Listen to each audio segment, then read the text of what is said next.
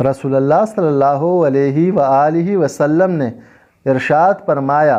ہرگز وہ آدمی جہنم میں داخل نہیں ہو سکتا جو سورج نکلنے سے پہلے فجر کی نماز اور سورج غروب ہونے سے پہلے عصر کی نماز پڑھے۔ حضرت محمد صلی اللہ علیہ وآلہ وسلم نے فرمایا، حضرت ابو سعید رضی اللہ تعالی عنہ سے روایت ہے کہ جب تم جنگل میں ہو تو اذان بلند آواز سے دیا کرو، کیونکہ میں نے رسول اللہ صلی اللہ علیہ وآلہ وسلم کو فرماتے سنا ہے کہ اذان کو انسان، جنات، درخت اور پتھر جو بھی سنیں گے وہ قیامت کے دن اس کی گواہی دیں گے۔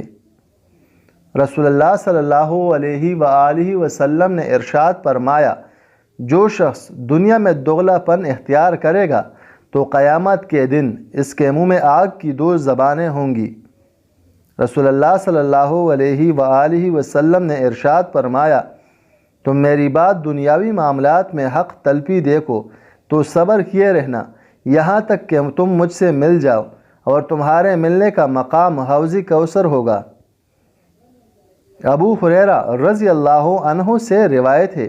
کہ رسول اللہ صلی اللہ علیہ وآلہ وسلم نے فرمایا، اللہ تعالیٰ کا ارشاد ہے کہ 3 طرح کے لوگ ایسے ہوں گے جن کا قیامت کے دن میں مدعی بنوں گا۔ ایک وہ شخص جس نے میرے نام پر عہد کیا اور وہ توڑ دیا،